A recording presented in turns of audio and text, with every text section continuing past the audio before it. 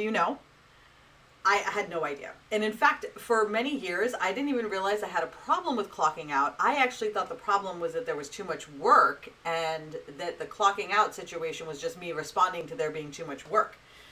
Now, there was this one time where I was feeling overwhelmed with my business. There was just too much going on and I just could not keep on top of what I was doing. Now, what I really needed was administrative support because I had long since outgrown a one-person shop and I was trying to do all of the things. Now, predictably, instead of trying to solve the actual problem of needing administrative support, I decided to throw out the baby with the bathwater, and I told my wife that I was going to shut down my business and go back to corporate and just be done with it, and then I would have boundaries and be able to clock out. And my wife says to me, what does it matter where you go? You have always overworked since the day that I met you. You have never clocked out. Not once since I've known you have you been able to do that. It really made me wonder, like, why don't we clock out? As a research administrator especially, where deadlines are a crucial part of our day-to-day life, how do you create a life that lets you clock out? And why is clocking out so important in the first place? When you overwork yourself and you don't take time for rest, your body starts to go into a state of overdrive, which many of us know, and eventually that leads to burnout. I have been working with people suffering from burnout for the last 7 years, and I can say with fair confidence that almost every person who doesn't pay attention to their body's signals that it gives them when they are overworking, which your body may be giving you right now, will eventually end up paying a much steeper price than simply clocking out. I've ended up in the hospital a couple of times. I've gone to the emergency room, urgent care. I've had friends who've ended up having to close their businesses, quit their jobs, go on disability. Their relationships suffered, all because they prioritized work over everything else and worked from the moment they woke up to the moment they went to bed, and eventually ended up burning themselves out to the point where they just simply couldn't do the work anymore. And they ended up having to leave whatever job it was. It is one of the reasons why I believe we have so many people leaving research administration right now, is because so many people have been doing this for so long that their bodies simply can't take it anymore, or they're making the decision that this level of work and commitment and energy consumption and is not worth the price that you pay on the health side. So as a consequence of my hospitalizations and understanding of what burnout was doing to me and how it was impacting my body, I now clock out at 5.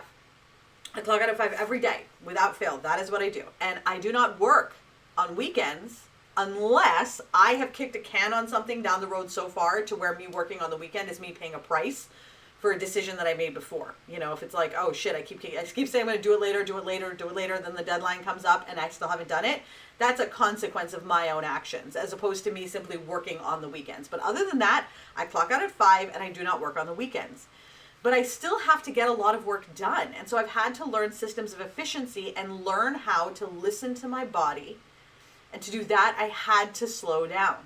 I absolutely had to slow down. But here's what it got me, right? Taking that step of slowing down, which I once thought was impossible, has now given me the ability to feel like I've done a good job at the end of the day. When I clock out every day, I feel like, you know what? I did a good job today. I helped these people. I did X, I did Y. I feel accomplished, which is not something that I typically felt when I worked all day till the end. And then I was like, oh my God, I have to clock out now because I have to go to bed, but it's okay. I'll deal with this mountain of work when I come into work tomorrow. Now I feel an appreciation for life, for the work that I do, for the job that I have, and for why I do this work in the first place. And I can really focus on my life fulfillment rather than simply focusing on crossing something off a list that at the end of the day just makes me feel like I did a lot of stuff, but I feel like I never got anything done. Now, it really made me think when my wife said to me that you never clock out. It made me realize, okay, well, why am I working in the first place, right? Because not clocking out is just a thing that I'm doing. But the question I had to ask myself, is not clocking out fitting in with what my overall priorities for life are? And so I made a list of what my overall priorities for life are, okay? And so my list was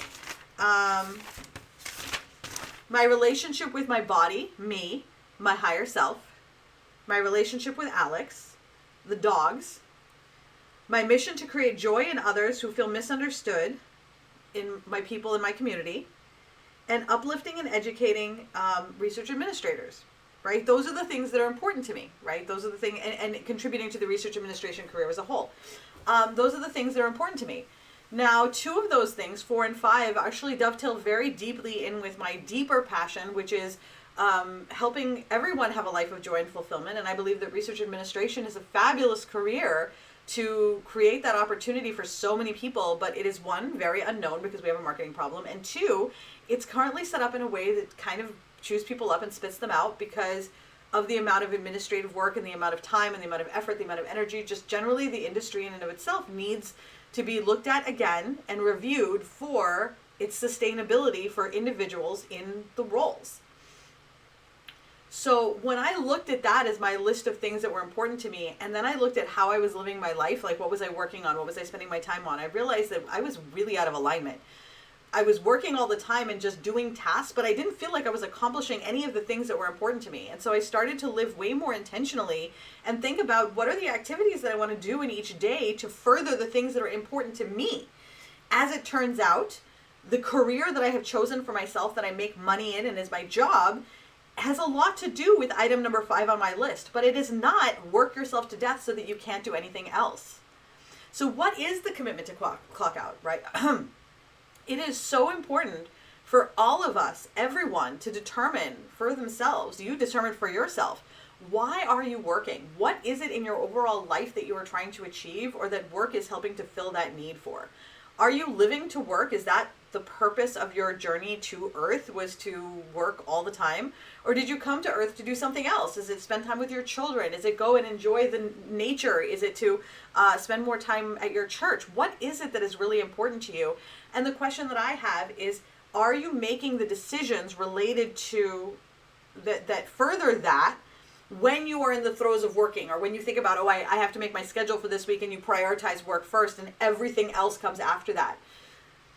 What is the commitment to clocking out? It is whatever you want it to be for you. The purpose of the video series is actually to help talk about ideas that will help you to create more efficiencies in your day-to-day workflow. And this is so that you can get more done in less time.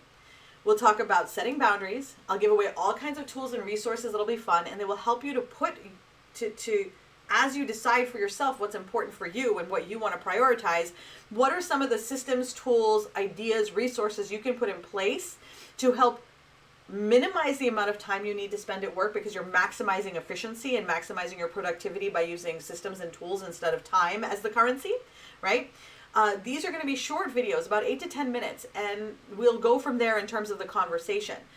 My passion in life is to create the systems to do the heavy lifting for us so that it takes less effort, less energy, which leaves more at the end of the day for the things that we really want to do in our lives in the first place.